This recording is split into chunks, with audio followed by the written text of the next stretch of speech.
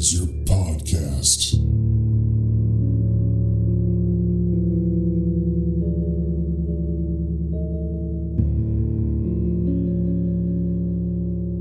Hey there, everybody. Before we get into the issue, I just wanted to let you guys know that this is the free version of the podcast. And all that means is that this is far behind where I'm at in the Patreon version. So if you're liking this and you need more John Constantine, you can't get enough, be sure to go over to patreon.com/planes, trains, and comic books, all one word, and sign up for the Hellblazer tier, which gives you access to the entire Hellblazer library that I've done so far, and a new Hellblazer podcast every week. And you'll also get the exclusives from our main Planes, Trains, and Comic Books podcast. So if any of that interests you, definitely check out our Patreon at patreon.com/planes, trains, and comic books, all one word. And with that, let's get into the issue. Today, we are reading Hellblazer number 23. And just a little catch up on what happened last time.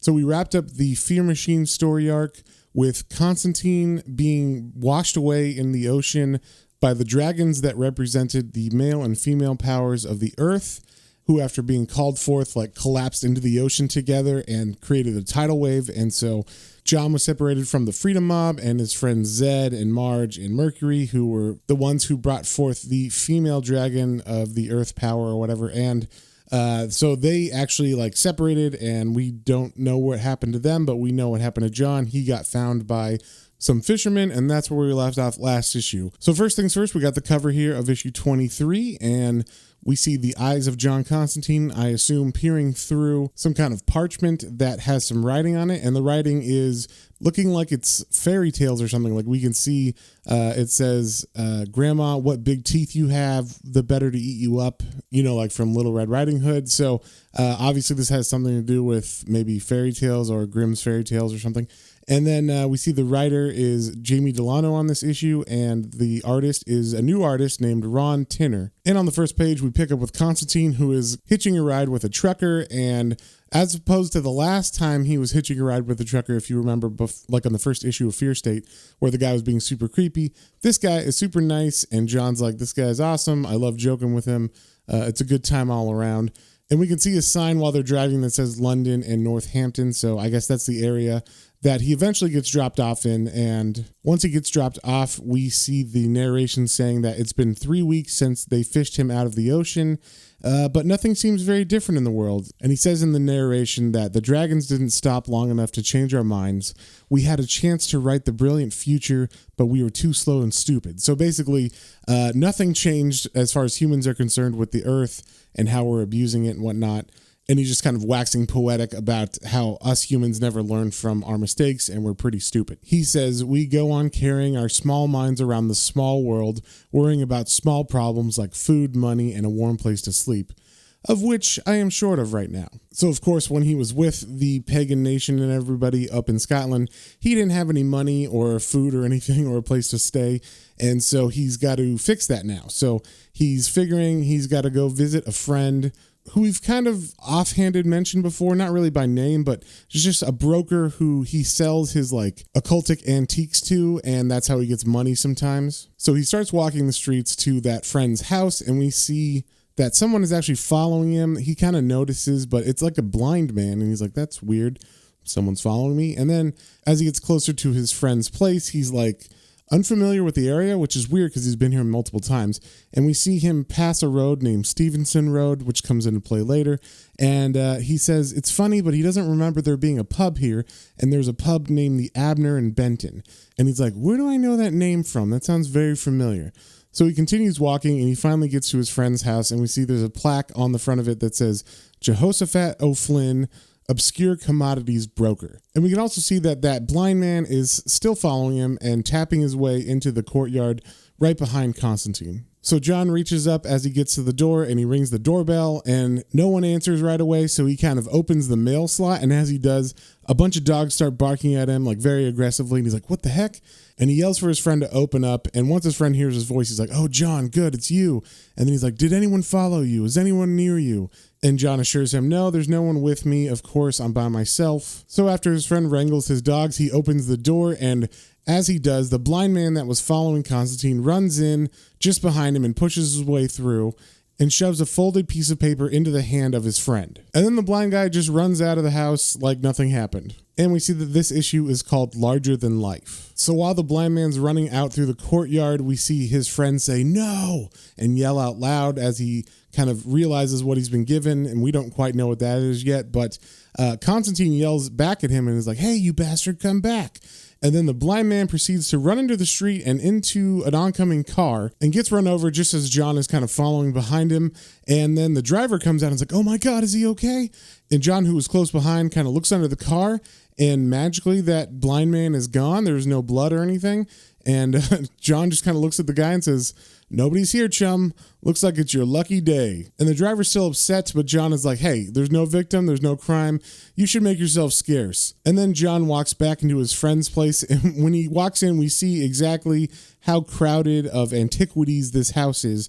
There's just crap all over the place. And as John walks further into this guy's house, he walks into another room, and that room is more full than any other room. And there's stuff that kind of seems familiar, like to the reader, maybe, if you're paying attention.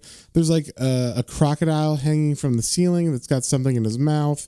And there's like a trident and like a bottle that says "drink me" on it. So I don't know, there's just things that you might know if you are really, really well versed in fairy tales. So as John walks in, his friend says, "Help yourself, you bastard. You've sealed my doom. You may as well drink my grog." And John says, "Thanks. Who was that man anyway? What did he want?" And his friend pulls out the piece of paper that he was given, and he shows Constantine, and he says, "The black spot. Don't you recognize him? That was Blind Pew." And John's like, "I don't know who that is." And his friend's like, "From Treasure Island. The black spot is a death sentence in the pirates' court." And John's kind of taken aback by this answer, and he's like, "You better sit down, friend, because this may come as a shock, but Treasure Island is a storybook." But his friend just kind of drops it and says like, "You know what, just sit down and tell me why you came here in the first place." So John tells him that he wants to make a trade, and at the word trade, his friend gets very like greedy-eyed and is like, "Really? Well, what do you offer? What do you desire?" And John says, "Well, I've got a drop of demon blood and I want some money." And his friend's like, "Well, I don't usually deal in demon blood. It's kind of a difficult commodity and a little bit unusual, but how much do you have?" And John tells him, "Well, it's a bit diluted with mine, but I'd be prepared to part with a pint or so." And I guess because John was joking, his friend gets kind of mad and is like, "You bastard, Constantine, you're taking the piss. You're on their side, aren't you?"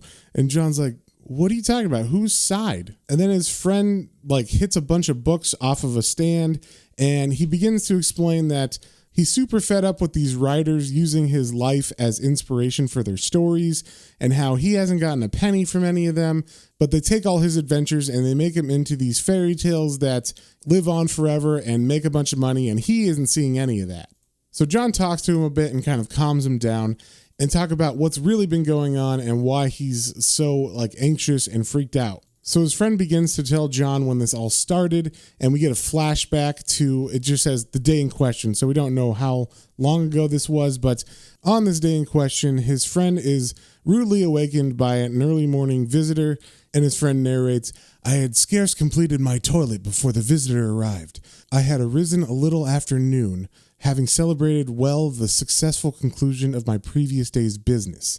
The gentleman inquired as to the availability of cocaine, claiming common acquaintance with a policeman friend of mine as credential." So we see his friend open the door, and the man inquiring about cocaine is not exactly what you would think of as like someone who's going to buy drugs. He's a very dapper looking man. And so his friend invites him in to get the cocaine, which he has in like little test tubes that are hidden in books in his library. And once he gives the cocaine to the visitor, the guy's like, "Do you have any distilled water available? I would like to partake of this here." And as he's saying this, he's pulling out a syringe. So apparently he's getting ready to mix the cocaine in water and inject it. So he tells John's friend, "It is my custom to prepare a standard pharmaceutical solution and inject directly into the vein. Thus are the concentrative powers of the brain best mustered." So basically he's like, "Can I do this cocaine here? Because it helps me concentrate and think." And as the visitor says that, John's friend realizes who this person is. And basically they don't say it directly, but it is Sherlock Holmes. And Sherlock says, "I see, sir, from the gape of your jaw, that you have perceived my faint disguise. Did you imagine you could evade my powers of detection? I have assembled the evidence, discovered the clues, tracked you hardbound and softbound through chapter and verse. Until now you stand before me, living, guilty proof that the laws of fiction have been transgressed. Here you may call yourself Jehoshaphat P. O'Flynn. And then he picks up a book and he holds it in his hand and points to it and says, but in this world, you are Magnus G. Tolstoy, and in this, you're Hieronymus Smith, and in at least 4 other works, always the same character disguised by a different name. And Jehoshaphat, still kind of being coy, is like, but is it a crime to be in a book? And Sherlock responds, no, but you may not inhabit both the world of fiction and this mundane plane, unless the statutory period of copyright has expired. So it seems that Jehoshaphat O'Flynn, the guy that Constantine has been selling all his wares to, is actually a character from a bunch of books and fables and has somehow escaped those books and made himself into an antiques dealer in our world. And apparently that is some kind of transgression against book law, like you can't leave until your copyright is up and maybe you're like public domain. So Jehoshaphat's kind of angry with this and he's like, but I'm real. And Sherlock says, I fear not so. Your life is proclaimed fantasy and privilege of the freedom you exercise unearned. And as he says that, someone knocks on the door and Sherlock says, oh, that'll be my assistant. So Sherlock takes his leave, and as he's leaving, he tells Jehoshaphat, they'll come for you soon, I expect. A word of advice, if you'll permit me. It's better not to resist. I am a gentleman, logical, scientific. Others of my plane you may find more unpredictable. So then we cut back to John and Jehoshaphat sitting in the collectibles room, and John's kind of got like an unbelieving smirk on his face. So Jehoshaphat's like, it's true, John. I wouldn't make it up. In fact, I'll admit, I'm starting to get a bit nervous. You don't believe me, do you? And John responds, believe everything, doubt everything. I keep an open mind, mate. And then he kind of thinks to himself, I'd be hard-pressed to suspend my disbelief if I hadn't just realized that the inn in Treasure Island is called the Admiral Benbow, which is the name of that bar that he saw on the way in here. So Jehoshaphat asks him, what do you think I should do? And John's like, I don't know, mate. Pray for a happy ending, I guess.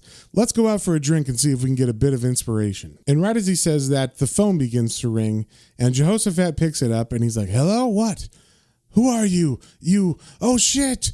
And then we hear over the phone as John kind of picks up the dropped telephone receiver, and the guy on the other end is saying, so I'll huff and I'll puff and I'll blow your house down. And as the person on the phone finishes saying that, all of a sudden a big gust of wind blows all through the house, like opening all the windows and even like pushing all the books and everything flying across the room. And even John and Jehoshaphat are having trouble standing. So they decide in that second that they need to leave the house. So Jehoshaphat's like, I've changed my mind. Let's go. I'll get the dogs. And then he calls his dogs, who are both named Cerebus. So they run out of the house and they begin to run down the street. And it seems like there's a wolf like following them possibly. But it seems like they lose them, and as they stop to catch their breath, because John's a smoker and Jehoshaphat's not the most in shape fellow, Jehoshaphat begins to laugh really loud, and he's like, a grown man pissing himself with fear at a bloody fairy tale. And then John kind of begins to lecture him and say, well, that's the trouble. Your ego's built you a mythic personality, trapped you in a limbo between fact and fantasy.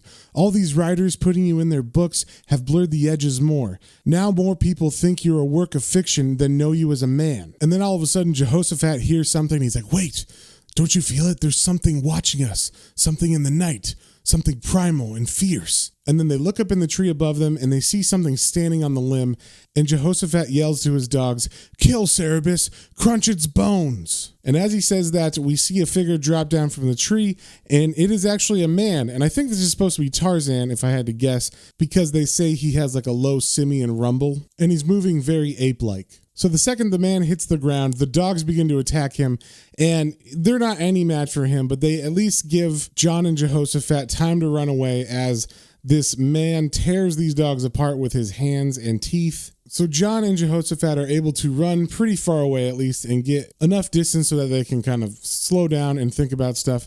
And as they're walking, they come upon a bar named the Caxton Arms, which I'm sure is from some fairy tale or work of literature that I have not read. So John is like, I think I want that drink now. This place looks reasonably harmless. So they walk into this pub, and it seems pretty normal. No one's stopping to look at them or anything, and they just walk in kind of without people noticing them. But as they sit at the bar to order drinks, some guy next to them begins to talk their ear off and is like, "You will have a drink with me, please." And Jehoshaphat notes that he has a Nordic accent. So they begin to drink with this guy, and John's kind of looking around, and we're seeing some kind of strange people. There's a guy that kind of has a weird top hat with a card in it that looks a lot like the Mad Hatter. And then we see the Nordic gentleman talking to them is saying that his father was a good man, a strong man, and it must have been poison that they killed him with. So this Nordic guy continues to talk about his life and like his parents and stuff. And it's very apparent after a while that this is supposed to be Hamlet. So John is suspicious as, you know, he's looking around and he sees some people he's not sure about. And he tells Jehoshaphat, "Check out the party around the dartboard and the two boys in the corner. I think we should slip away out back." And the men he was pointing out by the dartboard are 7 gentlemen who are of short stature, but they all look pretty buff. And as John and Jehoshaphat are trying to slip out the side door, they walk next to the area where these guys are, and one of them looks at Jehoshaphat and says, "Hey, I seen you eyeing up our girlfriend. You think you can have her just because you're tall and cool and we're small? Well, you can't, see? She's ours." And then these 7 gentlemen begin to jump on Constantine and Jehoshaphat and try to stab them with darts and hit them with beer bottles. And John and Jehoshaphat are able to make it out of there alive, although John did get stabbed with a bunch of darts that he has to pull out of his arm. So if you didn't catch it, those were supposed to be the 7 dwarves of Snow White. And the comic kind of continues like that for a little while, where they continue to walk places, and it ends up them being at different establishments or areas where they run into these fairy tale characters. Some of them I know, some of them I don't know. They definitely walk by Peter Pan, who calls them both old and then says that he has like a cure that might be able to help them with keeping their youth. And then as John and Jehoshaphat walk away and tell him, you know, we don't want any, basically, we see a hook come out of the shadows and is about to stab into the neck of Peter Pan. They also walk by a prostitute who calls herself Nancy, and I'm not sure who she's supposed to be, but she's working with a guy named Bill Sykes, who is the bad guy from Oliver Twist, I believe. And he's pretending to be a taxi cab driver. So Nancy actually like whispers in Constantine's ear and says, "Don't go with that guy. He's really bad." So John tells him to piss off.